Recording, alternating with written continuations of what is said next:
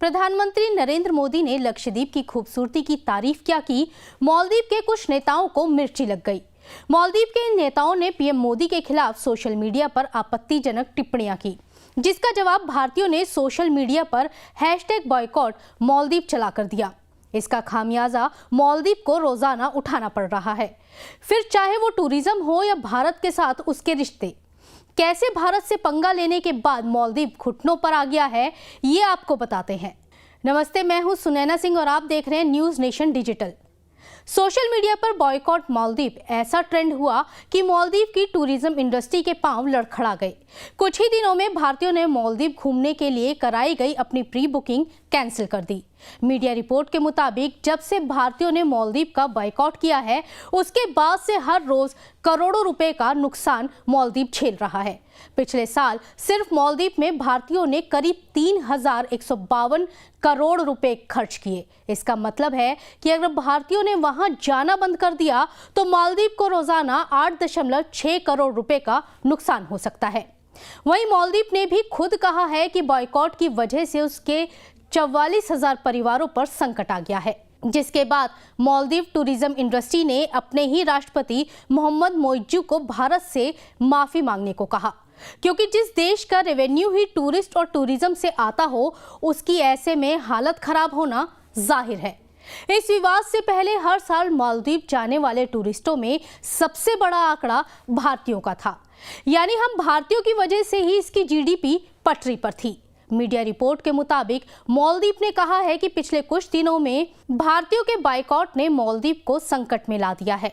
यहाँ की tourism industry बुरी तरह प्रभावित हुई है। बॉयकॉट से 44,000 परिवारों पर अब संकट आ गया है।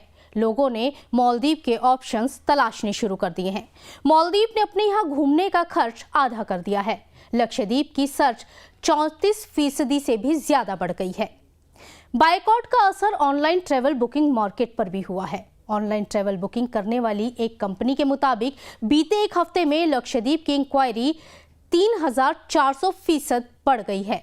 सैलानियों की बेरुखी को देखते हुए और उन्हें आकर्षित करने के लिए ट्रैवल एजेंट्स ने भी मालदीव घूमने का खर्चा 40% तक कम कर दिया है। वहीं आपदा में अवसर तलाश रहे चीन ने मालदीव के राष्ट्रपति मोहम्मद मोइज्जू को न्योता भेजा था, जिसके बाद मोइज्जू दौड़े दौड़े चीन चले गए। उस दौरान पूरी दुनिया ने उनका चीन प्रेम भी देखा। मोइज्जू की चीन यात्रा के दौरान दोनों देशों के बीच 20 समझौते हुए, तो एक समझौता ये भी हुआ कि मालदीव की अर्थव्यवस्था से टूटी कमर को फिर से जोड़ने के लिए चीन बड़ी संख्या में अपने यहाँ से लोग मालदीव भेजेगा।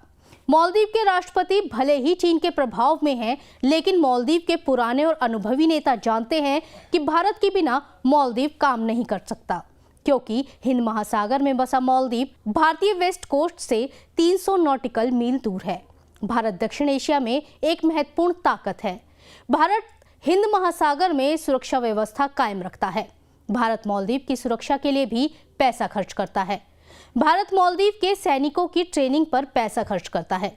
मालदीव सेना की करीब 70% ट्रेनिंग भारत कराता है।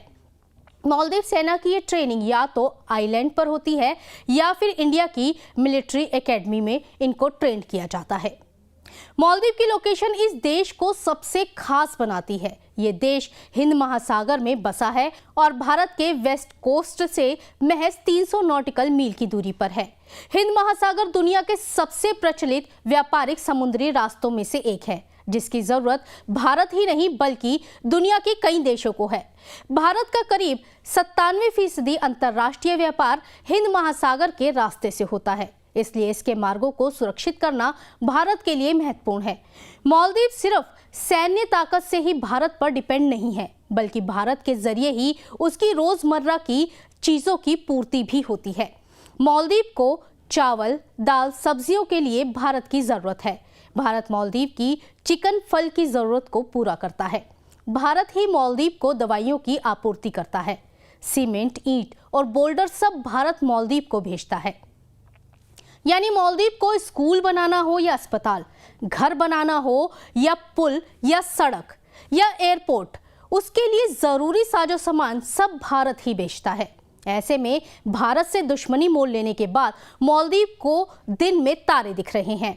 आज उसको समझ में आ गया है कि पैर पे कुल्हाड़ी मारना किसे कहते हैं। खैर, इस खबर में इतना ही। इस खबर पर आपकी क्या राय है, हमें कमेंट सेक्शन में जरूर बताइएगा। इसके साथ ही देश दुनिया की तमाम बड़ी खबरों के लिए देखते रहिए न्यूज़ नेशन। नमस्कार।